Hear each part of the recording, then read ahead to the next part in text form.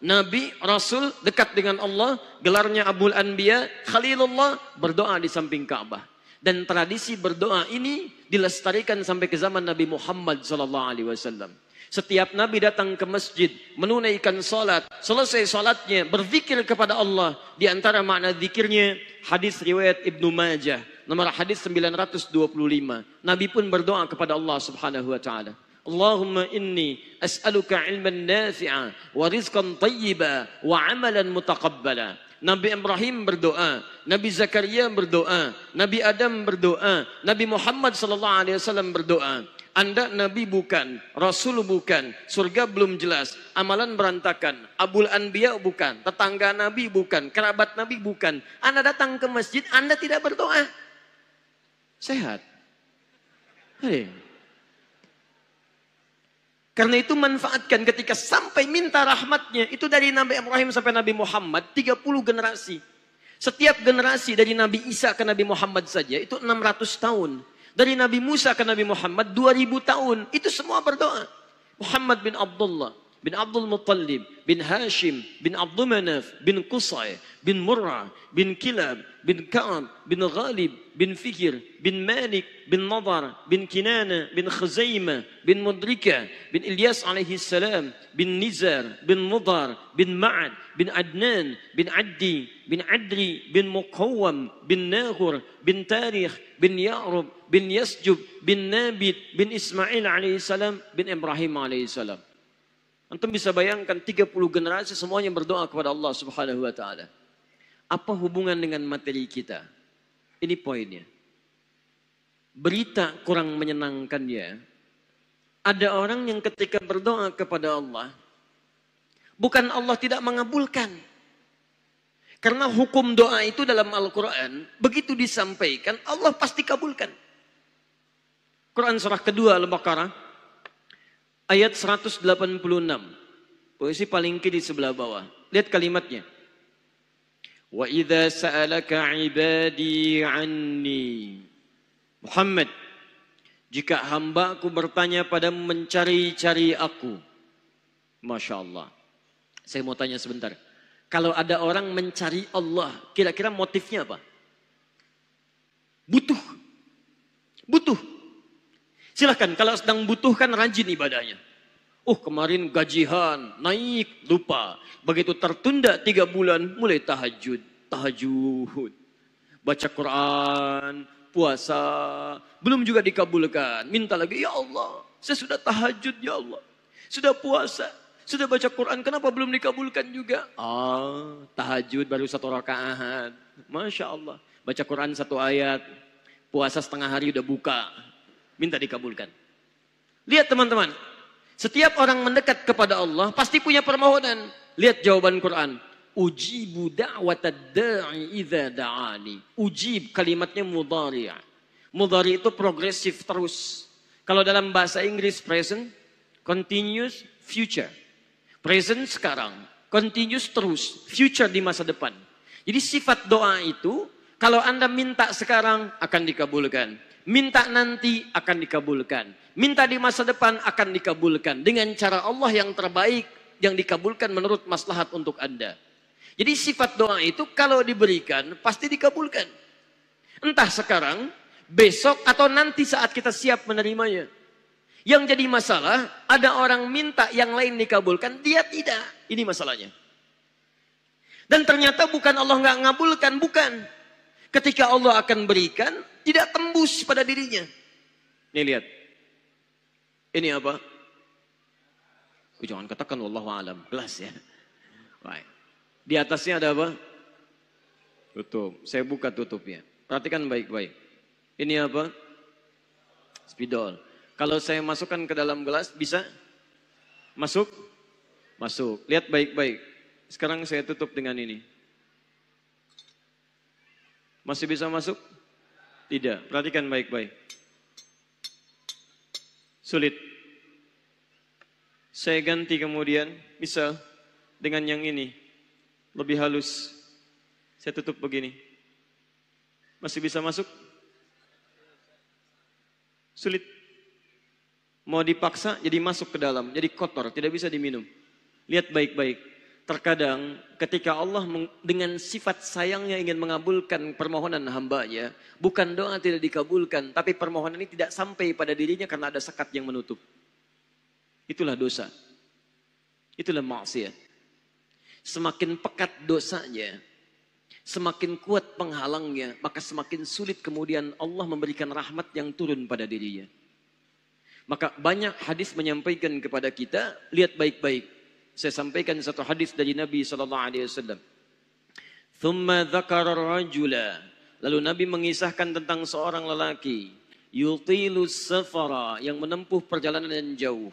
Orang yang menempuh perjalanan jauh, maka doanya cepat dikabulkan oleh Allah Subhanahu wa taala. Teman-teman yang ikut dari Bandar Lampung, ada yang tadi jaraknya 150 km Tulang Bawang dari sini. Lihat, begitu di jalan mohon kepada Allah, minta. Ya, safar yang baik itu cepat mengabulkan doa. Orang ini safar. Yamuddu yadaihi ilas sama, dia mengangkat tangannya ke langit begini. Orang yang berdoa mengangkat tangan itu lebih cepat dikabulkan daripada yang diam. Hadisnya banyak. Di Abu Dawud nomor hadis 1480 sampai 1490. Awas, innallaha hayyun karimun. Allah itu maha pemalu dan maha mulia. Dan akan merasa malu kalau meninggalkan hamba yang mengangkat tangan, menurunkan tangannya dalam keadaan hampa. Maksudnya, orang yang mengangkat tangan akan lebih cepat dikabulkan doanya dibandingkan yang diam. 3. Fayaqulu ya Rabb, ya Rabb. Maka dia berkata, ya Rabb, ya Rabb. Memohon dengan al-asma'ul husna. Sifat rububiyah Allah. Yang kalau dimintakan dikabulkan. Ya Rabb, ya Rabb. Quran surah ke-17. Ayat 110 sampai 111. Paling kanan di pertengahan. Lihat baik-baik. Allah menjamin dalam Al-Quran. Seseorang yang memohon kepada Allah. Dengan kalimat-kalimat al-asma'ul husna. Akan lebih cepat dikabulkan dibanding orang yang langsung memohon kepada Allah tanpa menyebut kalimat al-asma'ul husna. Qulid'ullaha awid'ur rahman ayyamma tada'u falahul asma'ul husna. Kalau anda punya masalah, sebut nama Allah. Bukan mengeluh. Atau sebut namanya ya Rahman. Tapi kalau anda mampu, cari nama-nama Allah yang terbaik sesuai dengan persoalan yang sedang kita hadapi. Namanya Al-Asma'ul Husna. Jadi Asma'ul Husna itu bukan dihafal. Ya Allah, Ya Rahman, Ya Rahim, Ya Malik, Ya Qudus. Boleh dihafalkan. Tapi hafalan ini maksudnya membantu kita untuk bisa memilihnya saat kita membutuhkannya. Misal, Anda sedang punya masalah kesulitan. Mau berdoa, sebut namanya yang sesuai dengan kesulitan Anda. Ya Al-Fattah. Masalahnya rezeki, sebut Ya Allah, Ya Razzaq. Di pekerjaan ada yang ganggu Anda, sebut Ya Allah, Ya Al-Jabbar. Anda punya masalah, Ya Allah, Ya Sabar. Nggak harus disebutkan semuanya. Ya Allah, Ya Rahman, Ya Rahim, Ya Malik, Ya Qudus, ya. Semua disebutkan. Masya Allah. Akhirnya yang tidak diminta pun diberikan. Anda nggak sedang punya masalah, ya sober, ya sober. Sober itu adalah permohonan kepada Allah supaya diberikan kesabaran saat punya masalah. Anda nggak sedang punya masalah, minta diberikan kesabaran. Itu artinya sama dengan minta masalah. Hati-hati. Banyak kalimat-kalimatnya, pilih. Kitab Al-Aqaid Al-Islamiyah, karangan Syekh Sayyid Sabiq, halaman 24 sampai 59, posisi paling kanan di pertengahan. Dikisahkan seorang lelaki bermohon kepada Allah setelah dia selesai menunaikan salat. Lihat kalimatnya. Allahumma innaka antal ahadus samad, alladzi lam yalid wa lam yulad, wa lam yakul lahu kufuwan ahad. Allahumma inni as'aluka an taghfira liya. Dia sebutkan al-asmaul husna. Allahumma inni as'aluka innaka antal ahad, ahad, as-samad, al-asmaul husna. Alladzi lam yalid wa lam yulad wa lam yakul lahu kufuwan ahad. Allahumma inni as'aluka an taghfira li. Mohon ampuni dosa saya ya Allah. Ampuni saya, ampuni saya. Apa jawab Nabi? At-tadri bimadza tas'al? Tahukah engkau barusan mengucapkan kalimat apa saat berdoa? Kata orang ini, wallahu wa rasuluhu a'lam. Kata Nabi, lihat kalimatnya. Faqad du'ita bi asma'illahil a'zam. Idza du'iya biha ajaba wa idza su'ila biha a'ta. Kamu baru saja berdoa memohon kepada Allah dengan nama-nama Allah yang paling agung. Al-Asma'ul Husna. Yang kalau dimulai doa dengan menyebutkan itu, doa akan dikabulkan, permintaan akan diberikan. Tapi ini aneh. Lihat baik-baik. Orang tadi melakukan 3 hal. Perjalanan panjang. Masih ingat? Mengangkat tangan ke langit. Membuka dengan al-asma'ul husna. Tiga-tiganya dikerjakan. Seharusnya doa dia 6 kali lebih cepat dikabulkan oleh Allah dibandingkan doa orang biasa. Tapi apa kata Nabi? Lihat baik-baik. Anna yustajabu lidzalik. Anna yustajabu lidzalik. Mustahil doanya bisa terjawab. Mustahil doanya bisa dijawab. Sifat doa dimohonkan, dikabulkan. Tapi yang ini kata Nabi, anna yustajabu lidzalik. Mustahil doanya bisa dijawab. Kenapa? Enggak tembus. Famat'amu haram. Makanan menjadi penghalang doa itu sampai kepada diri Anda. Tuh. Mashrabu haramun, minumannya haram, lebih tebal lagi. Malbasu haramun, pakaiannya haram, lebih tebal lagi. Sulit. Wa ghudhiya biharamin, dan perangkat hidupnya haram, lebih sulit lagi. Enggak tembus-tembus. Yang paling celaka dibawa yang haram ke rumah, dimasak kemudian oleh ibunya, dibagikan kepada anak-anaknya, muncul haram di keluarga, maka sulit turun rahmat ke dalam keluarga itu. Makanya kalau sudah maksiat terjadi, maka mohon maaf, rahmat sulit diturunkan, hidayah sulit masuk dalam diri seseorang. Maaf, ini yang haram, beredar dengan darah, masuk ke dalam telinga. Quran kemudian muncul surah ke-6 ayat 25. Wa fi adhanihim waqra, di telinganya akan ada sumbatan. Bukan gak bisa dengar, yang lain kedengaran. Cuman ketika diminta yang baik-baik, gak tembus dalam telinganya.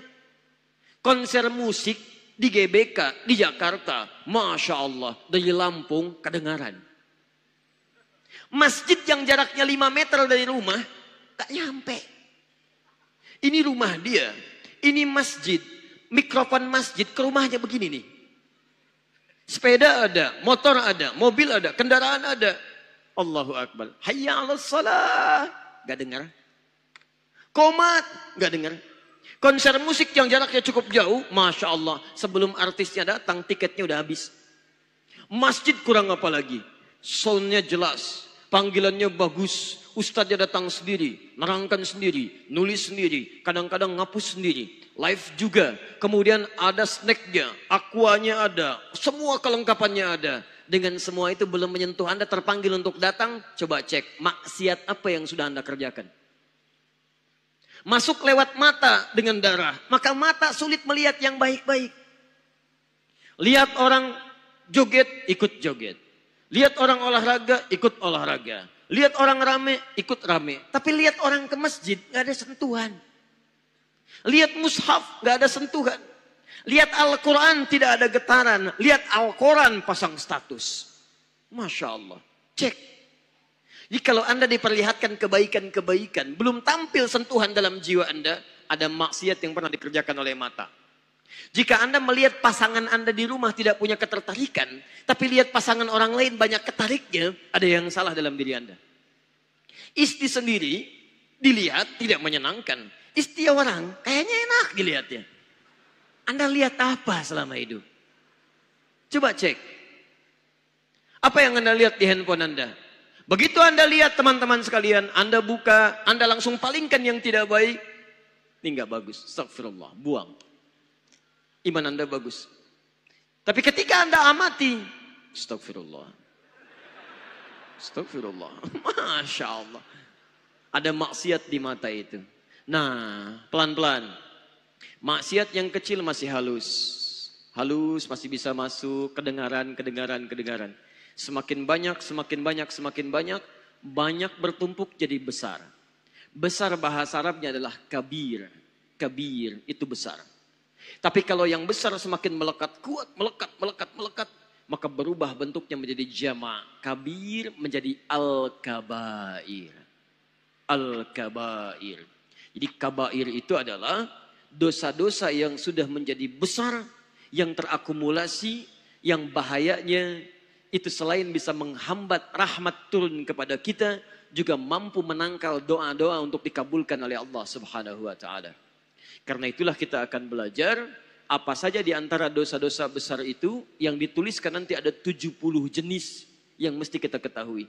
Dan nanti barangkali kita tidak sadar bahwa dalam kehidupan kita mungkin pernah melakukan satu di antara itu semua. Itu yang menjadikan barangkali sulit kita mendekat kepada Allah. Masalah nggak pernah tuntas. Mungkin bukan Anda kurang hebat. Anda itu sekolahnya tinggi luar biasa. Gelarnya banyak. Tapi kenapa masalah nggak pernah selesai? Mungkin bukan karena kurang hebat. Anda kurang takwa. Maaf, bukan karena kebanyakan hal-hal yang kurang Anda capai. Mungkin banyak maksiat. Karena itulah coba kita turunkan. Seperti apa kita mesti menepikan yang tidak baik itu. Sehingga yang baik-baiknya bisa muncul ke permukaan. Paham sampai sini?